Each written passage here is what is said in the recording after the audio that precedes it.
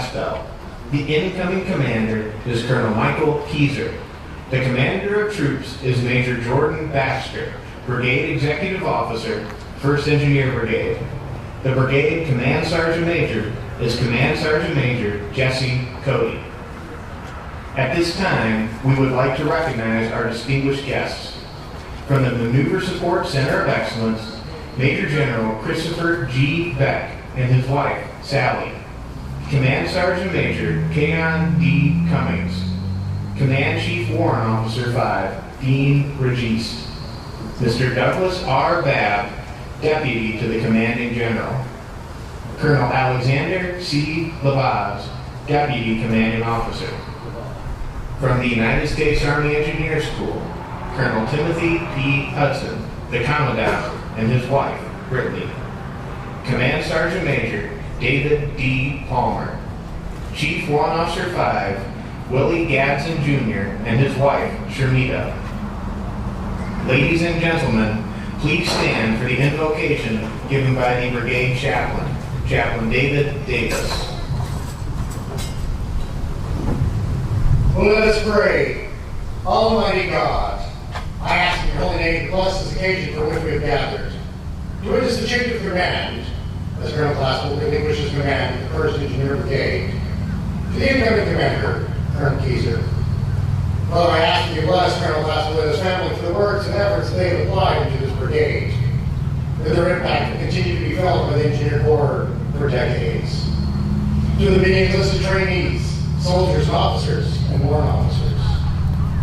They play a vital role as part of the hammer that shapes the Army's future, as engineers will be ready to face the sun's heat, storm's wrath, the winds of the earth, that they may be trained at ready. Father, I ask that you bless him and his family for the next adventures that they'll have, that they may grow stronger from their experience. I ask that you bless Colonel Keyser as he takes responsibility as 1st Engineer Brigade Commander. Bless him and his family for taking this burden upon them, knowing that they are ready. For this reason, he has been selected from among his peers to lead. Aid him as he finds the adventures and adversity. Enable him to support his peers, supervisors, non-commissioned officers, soldiers, and the command sergeant major to grow as a commander and as a person. Aid him as he inspires this next generation of engineer soldiers. Bless this brigade, that they may continue to shape this next generation of both soldiers and Army future leaders. I ask this in the holy name. Amen.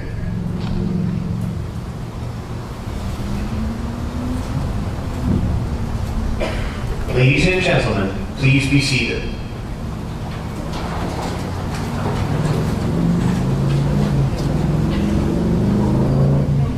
At this time, Mrs. Charmel Glassbell is being presented a bouquet of red roses by Drill Sergeant Holm, the Brigade Drill Sergeant of the Quarter, thanking her for her dedicated support to the cadre and family members of the 1st Engineer Brigade.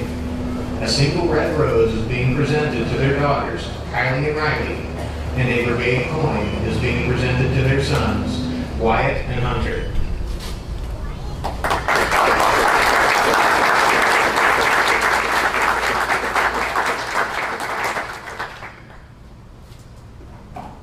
Mrs. Abby Keyser is now being presented a bouquet of yellow daylilies by Staff Sergeant Jones, the Brigade NCO of the Quarter, welcoming her to the 1st Engineer Brigade family.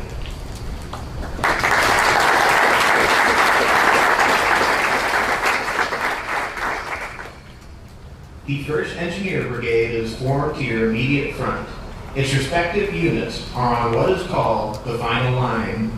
The presence of the national and unit colors at the center of the formation represents their presence at the forefront of the unit during the heat of battle. Ladies and gentlemen, if you look to your left, the adjutant, Captain Madeline Taylor, will direct sound attention, which signifies the official beginning of the ceremony. The next sound you hear will be a bugle call. It is used to alert the commander of troops that adjutant's call is about to sound, signaling the start of the ceremony. The use of bugle calls in the military service of the United States is a direct result of the contact between soldiers of the Continental Army with soldiers of European armies during the Revolutionary period. After the American Revolution, many of the French and English bugle calls and drumbeats were adopted by the United States Army.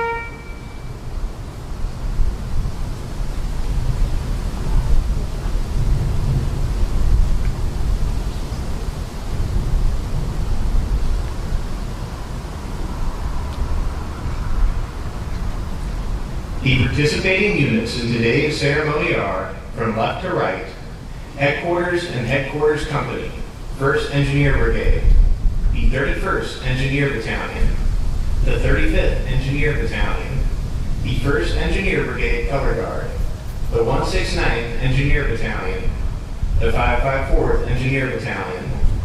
The history of the review can be traced back to the Middle Ages, when rulers, as a way of showing their strength, were likely to have held military ceremonies.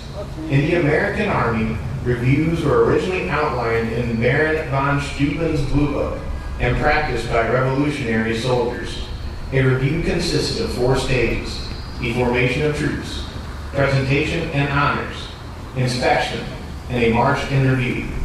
Today's review also incorporates honors to the nation, remarks, and the dismissal of the command.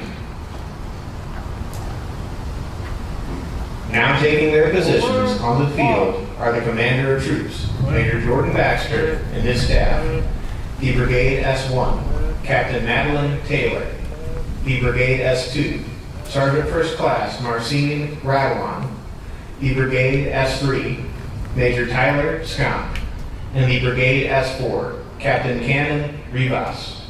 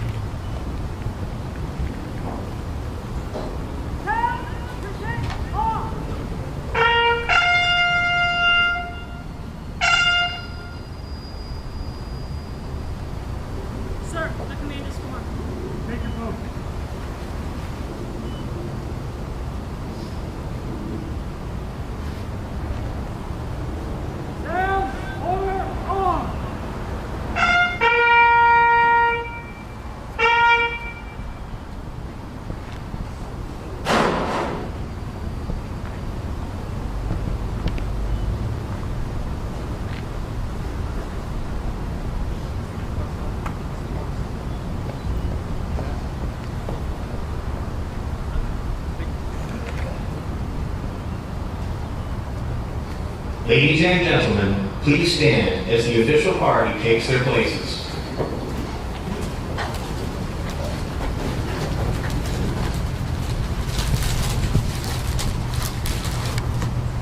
Now taking their places on this reviewing stand are Colonel Timothy Hudson, Colonel Mark Glassbell, and Colonel Michael Keyser.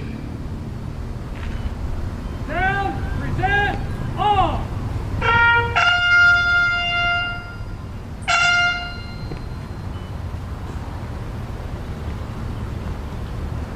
Okay, present, on. Set, order, on. Down, order, on, and parade, rest.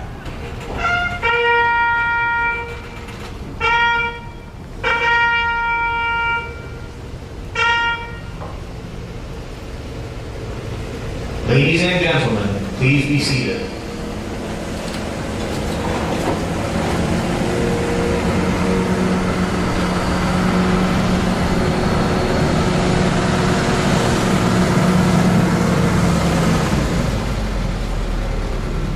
The reviewing officer, Colonel Hudson, along with Colonel Glassbell and Colonel Keyser, will now inspect the troops one last time, ensuring they are prepared for the new brigade commander.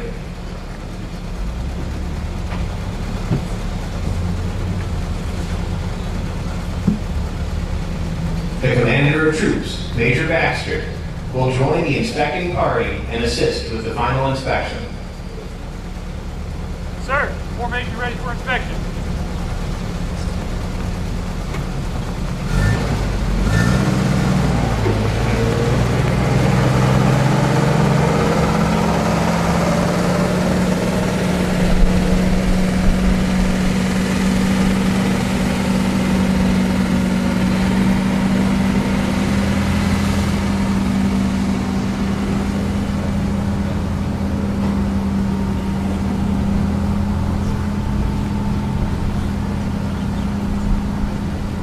Historically, prior to marching off to war, commanding officers inspected their soldiers to ensure they were prepared for battle, checking uniforms, weapons, equipment, and their strength of spirit. Today, the ceremonial tradition continues. The 1st Engineer Brigade Commander and the incoming commander, accompanied by the reviewing officer, conduct a final inspection to ensure the brigade is prepared for battle.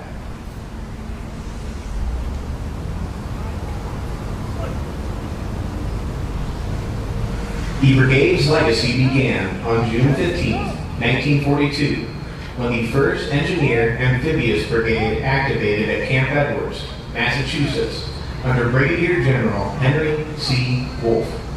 Quickly deployed to England, elements of the brigade supported Operation Torch in North Africa, with the 531st Shore Regiment and 286th Signal Company acting as the critical shore party for the 1st Infantry Division.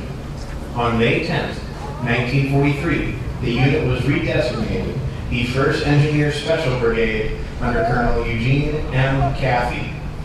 Reinforced to a strength of over 20,000 men, the brigade executed vital shore party operations during the Allied invasion of Sicily, Operation Husky, on July 10th, and followed with the Allied invasion of Italy at Salerno during Operation Avalanche on September 9th.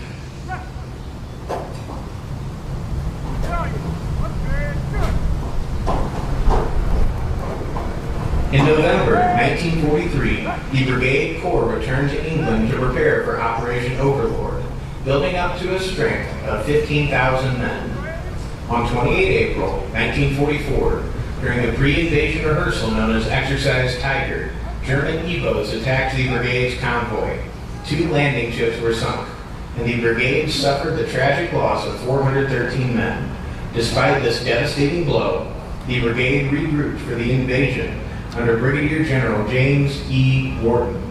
On June 6, 1944, the brigade landed on Utah Beach, operating as Utah Beach Command through the critical months of the Normandy campaign. By December, under Colonel Benjamin B. Talley, the brigade returned to the United States before rapidly deploying to the Pacific. Elements joined the 24th Corps for the invasion of Okinawa, managing vital beachhead unloading operations from April to May 1945. Following the Allied victory, the brigade deployed to Korea for occupation duties before inactivating on February 18, 1946. The unit's legacy was reborn at Fort Leonard Wood, Missouri, as the 1st Engineer Brigade. Today, it serves as the premier training brigade within the United States Army Engineer School. The brigade conducts training for 17 military occupational specialties across 5 installations, manages basic combat training, 1 station unit training, and hosts elite leader development courses, including the Sapper Leader course, the Combat Engineer Heavy Track course, and the Crane Operator course, shaping the future of the Engineer Regiment.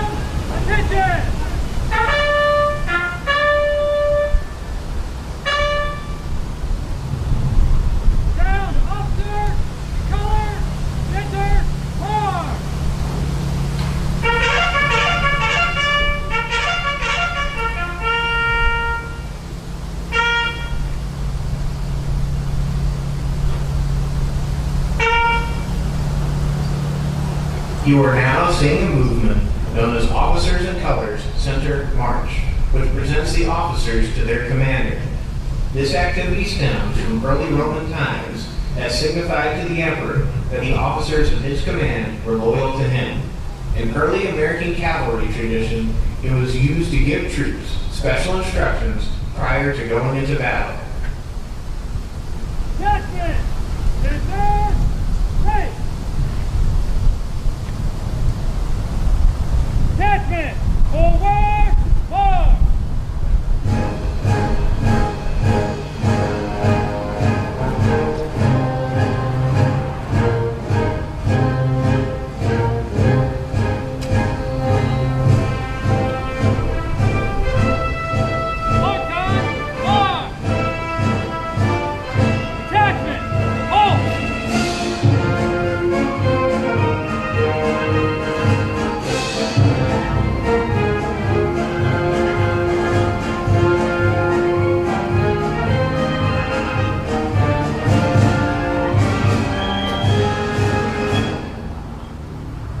Sir, the officers and colors are present. Take your post. Present the command.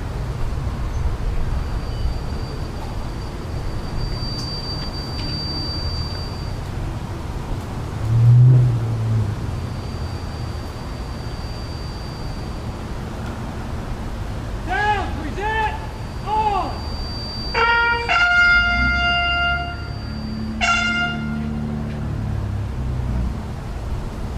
Detachment! Present! On! Ladies and gentlemen, please stand for the playing of our national anthem.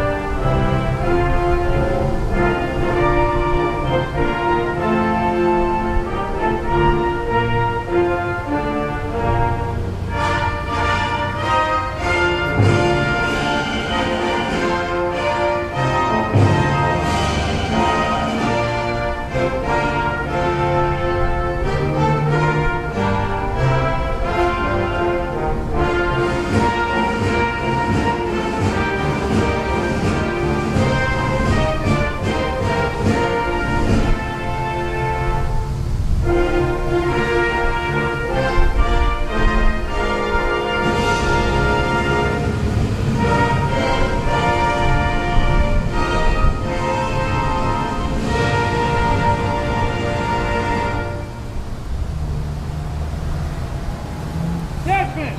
Order! On! Sound! Order on! And parade! Rest!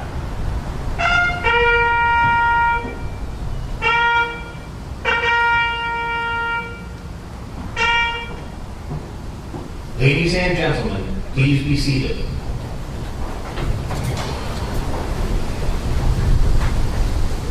Ladies and gentlemen, now moving forward to execute the change of command are Colonel Hudson, Colonel Glassfell, and Colonel Keyser.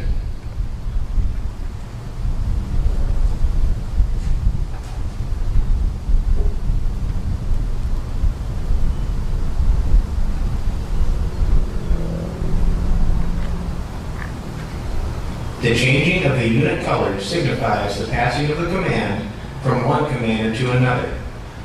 The unit colors symbolize unit esprit, strength, and courage. By tradition, they are never allowed to fall in combat. Should they fall, the nearest soldier picks them up and continues to press forward, leading the way until the objective is taken. This has been the tradition of the United States Army since the Revolutionary War. Our colors will always lead the way. The change of command begins as Command Sergeant Major Cody passes the colors to Colonel Glassfell.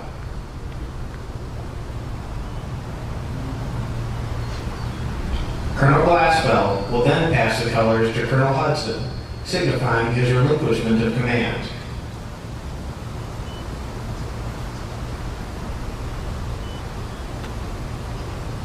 Hudson will then pass the colors to Colonel Keyser, signifying his trust and the responsibility for the unit and its soldiers. By authority of AR 600-20, paragraph 2-5, the undersigned assumes command of the 1st Engineer Brigade, Fort Leonard Wood, Missouri, effective 5 June 2026. Signed, Michael D. Keyser, Colonel, Engineer, Commanding. Colonel Keyser will then return the colors to Command Sergeant Major Cody. The passing of the colors back to the Command Sergeant Major symbolizes the trust leaders place in their enlisted personnel.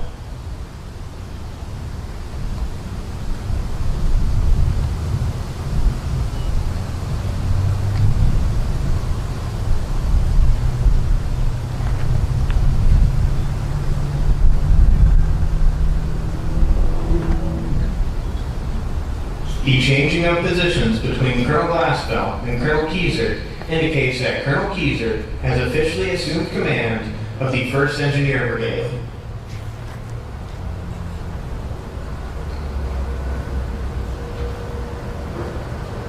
Ladies and gentlemen, the Commandant of the United States Army Engineer School, Colonel Timothy Hudson.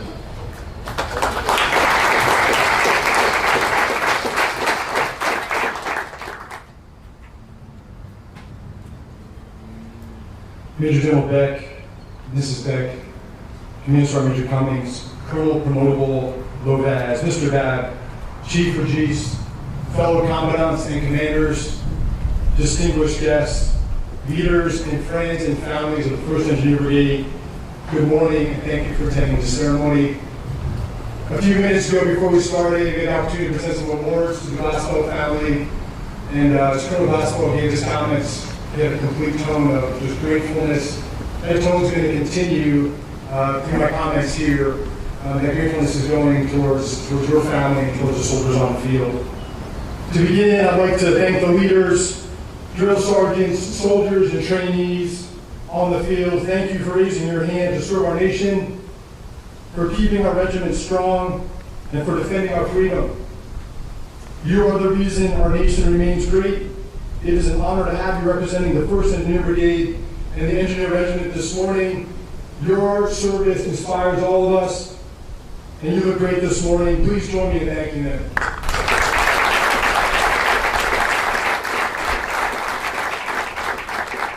And on that note, Colonel Glassfell's request, his final request before he relinquished command, was that you all would stand at rest during our comments. So, 1st Engineer Brigade, rest.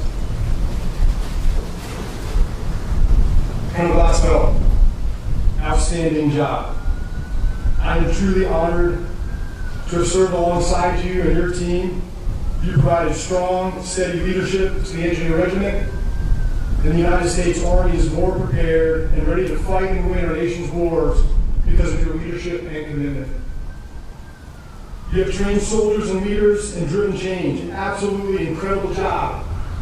Updating POI, improving field training exercises to reflect the current operating environment around the world, aggressively overcoming challenges to incorporate drones and robots, developing systems to become more efficient, improving lethality, reshaping and repurposing Fort Leonard Wood training areas and ranges, and creating more realistic training at record speed.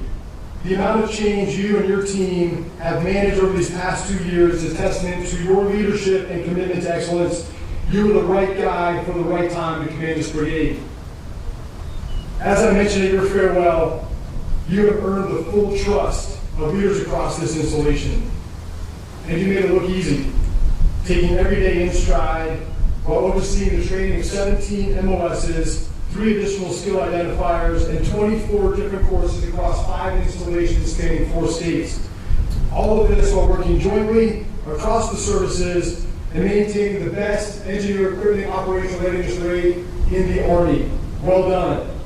More than 20,000 soldiers have passed through the ranks of 1st Engineer Brigade over the past 2 years in your tenure.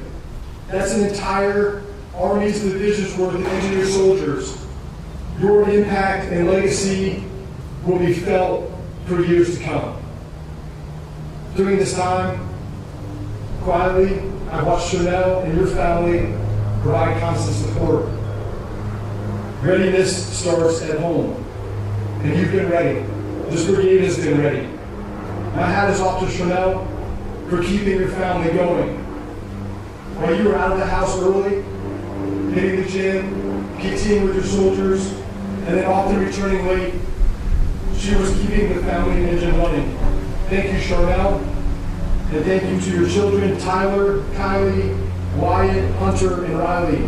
This brigade has accomplished its mission because of your enduring support. Thank you for serving alongside your husband and dad. We are grateful. Colonel Glasgow, Mark, you will be missed. And as you prepare to leave your family and serve our nation abroad in a location of active conflict, our sincere appreciation, gratitude, and prayers go with you and your family as you deploy. Thank you for continuing your selfless service and dedication to our nation. This brigade was blessed to have you as the commander. As we bid farewell to the Glassbell family, we warmly welcome Colonel Mike Keyser and his family to the 1st Engineer Brigade. It is great to have the Colonel Keyser's family here to support him this morning.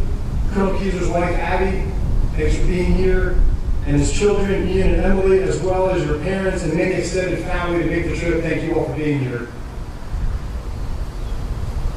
Your support will be critical as Mike takes on this mantle of leadership.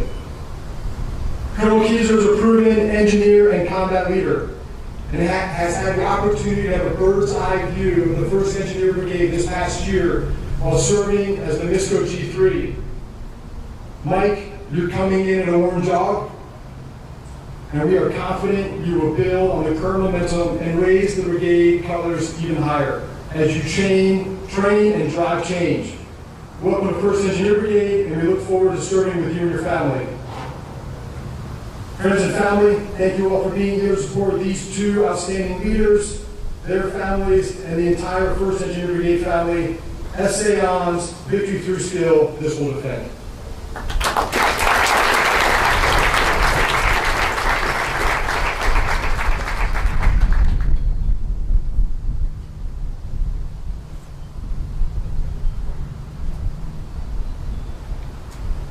Ladies and gentlemen, the former commander of the 1st Engineer Brigade, Colonel Mark Glassbell.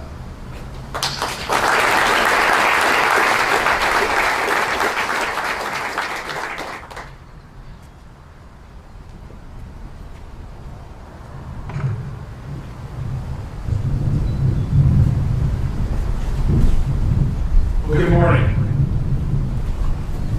Distinguished guests, family and friends, thank you for attending today.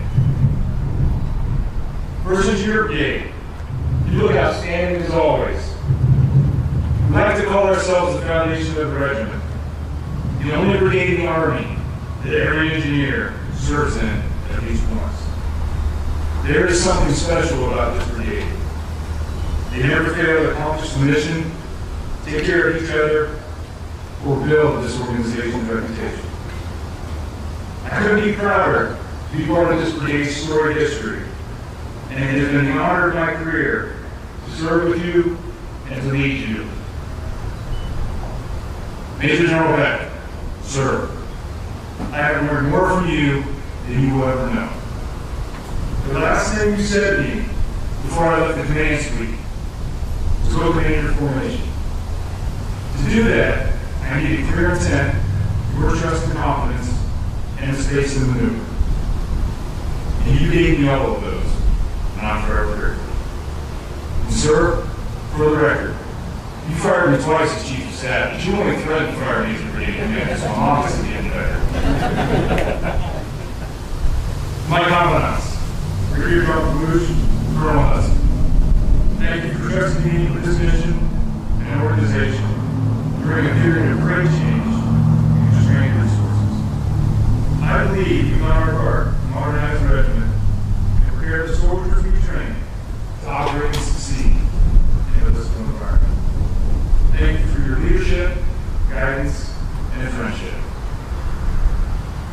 Sergeant Major, I would be remiss if I didn't thank Command Sergeant Major Baxter. He helped the new commander get his leg under and always gave sage advice. He kept me from stepping on landmine numerous times. I am grateful to have had a leader like him to set me up for success. And then there was Command Sergeant Major Cody. It can be daunting when you realize that your Sergeant Major is likely smarter than you, better read, more articulate, and beat you by 1 point on the AAT, which I'm still a little salty about. But it certainly is comforting to have him by your side when you're making decisions and solving problems. Sergeant Major, I have never had an NCO counterpart like you. It highlights what I have always known. Our NCO Corps is what makes us the greatest army in the world.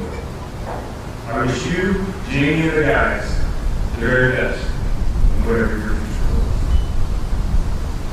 To my lieutenant commanders and command sergeant major, both past and present, you took intent and turned it into action.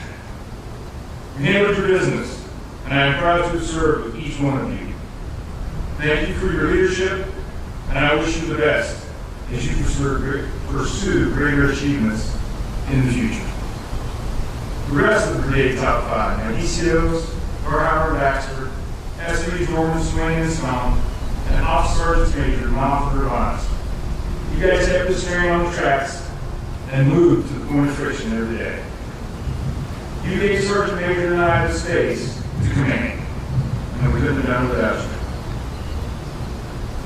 There are many more individuals, both internal and external, to the Brigade that deserve my name recognition.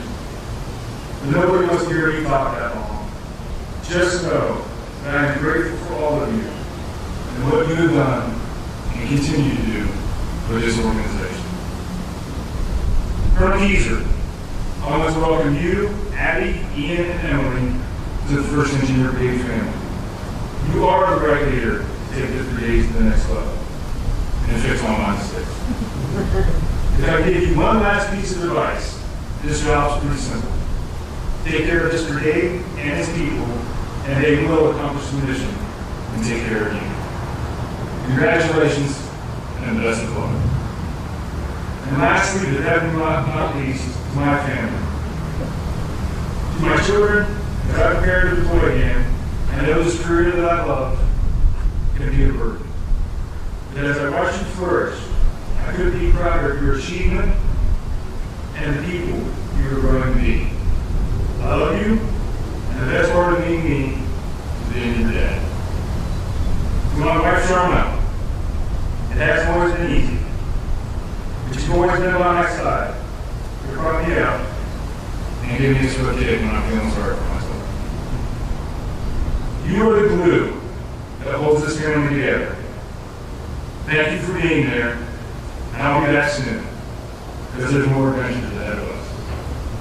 Blue Cross, Sappers first, this will defend. Thank you.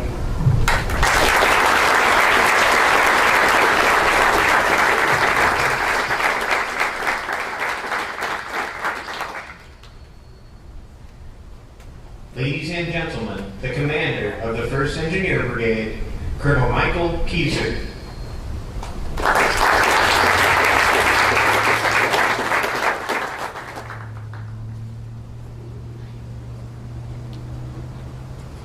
I'll keep this short because nobody wants to hear for more than 3 minutes from the incoming guy. So we'll get started. So good morning to the team. Before you is a tremendous unit, a foundational organization for all Army engineer operations. And I want to say up front to the entire team my appreciation for the collective team effort putting this together. That is not lost upon me. So the soldiers on the field, unequivocally, you display this brigade's professionalism and readiness for all to see. You look fantastic and well done. And Abby, when I enlisted in 2000, our 5-year plan was to pay off my student loans, integrate the civilian job market. And now, on our 6th 5-year plan, I just want to say we've accomplished half of that. And I'm obviously not very good with sticking to our original plan. I love you, Ian, and Emily. thank you for your unwavering support. And to my family who traveled across the country, thank you also for your love and continued support. I also want to thank the Glass Belt team, NISCO, USACE, and the Brigade for leading through unprecedented change over the last 2 years. To the leaders of the Brigade, I will close by laying out my standing priorities. And this is the Paul Hardy. We'll get the expanded version later. Number 1, rigorous training. We must provide lethal engineered and ordnance soldiers ready to fight and win in large-scale combat operations, operating under the assumption of constant enemy surveillance and a multi-domain environment. Number 2, disciplined support to change. We must adapt, while hearing it clearly, we'll never sacrifice our focus on fundamental soldier and what was tasks at the expense of innovation. Technology is an amplifier and not a crush. From ancient hoplites to modern tappers, the mandate remains to shoot, move, and communicate. If you can't do that, you can't do anything else right. When the digital network fails, the machines break down the EW contested environment. The analog soldier leader must always be ready to move out. We will not compromise our mastery of the basics. Number 3, professional development. Commanders train and NCOs are the trainers of our small teams and soldiers. New critical tasks are not intuitive and must be trained and vetted before our cadre teaches the lessons. And fourth and final one, but most important, caring for our people. We are entrusted with America's sons and daughters. True teamwork and lethality do not happen unless we care for one another holistically. Drill sergeants and instructors are described as our pacers, and we have to take care of them in the human dimension. Now let's get to work. Victory through skill, SAONs, put them across. All policies and procedures remain in effect. Sapper 6, signing on net.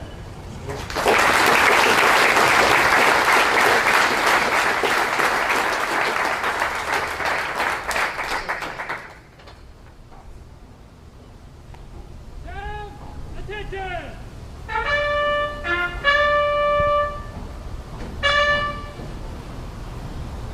Sound, officers and colors, post hard!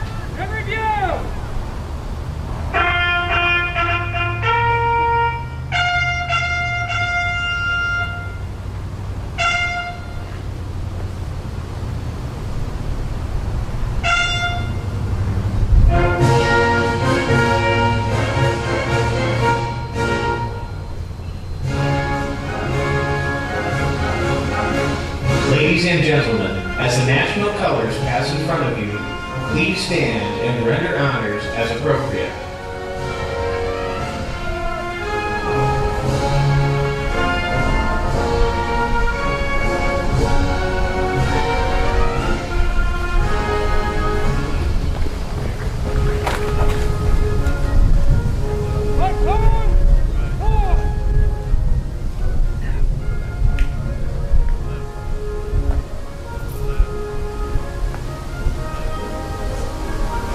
The Commander of Troops, Major Jordan Baxter, and his staff.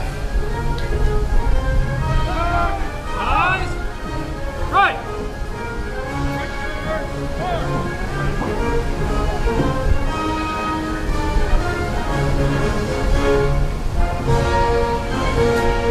Ready, rock! Headquarters and Headquarters Company, commanded by Captain Adam right. Kane. The first sergeant is First Sergeant Tucker Powers. Left turn, march! Right turn, march!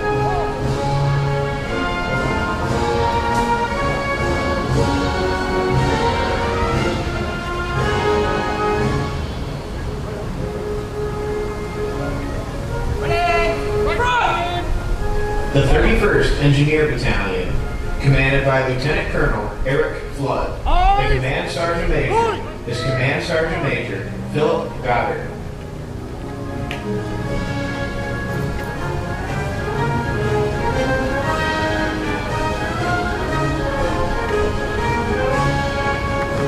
Left turn! March! The 35th Engineer Battalion, commanded by Lieutenant Colonel Kevin Friend. The Command Sergeant Major is Command Sergeant Major Miguel Torres.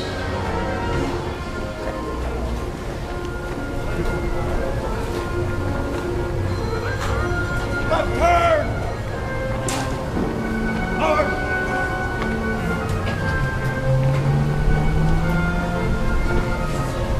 The 1st Engineer Brigade Color Guard, led by Command Sergeant Major Jesse Cody.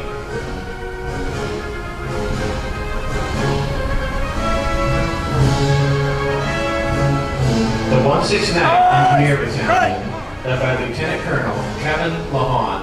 The Command Sergeant Major is Command Sergeant Major Bradley Cloutier.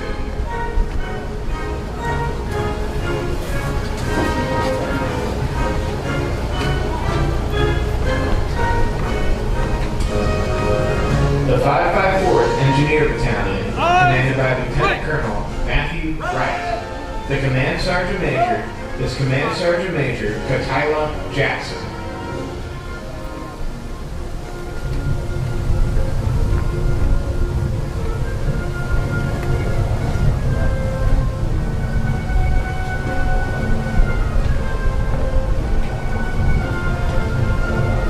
Ready, front!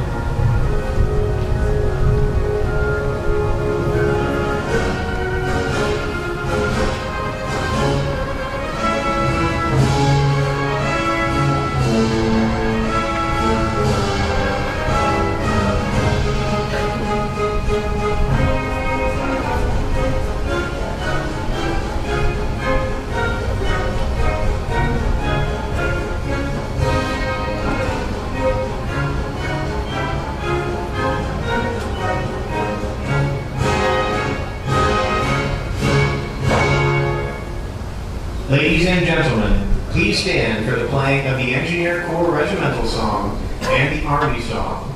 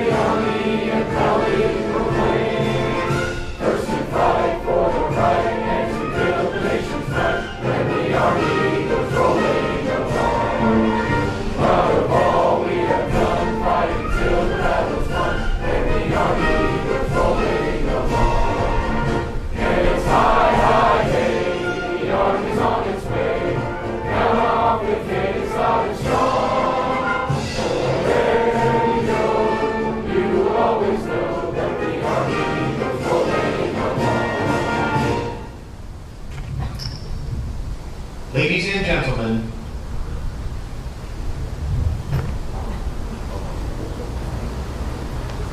Sir, this concludes today's ceremony. this concludes today's ceremony. Colonel Glassfell and his family will receive farewells on the reviewing stand. Colonel Keyser and family invite you to a reception at the Department of Military Engineering, Building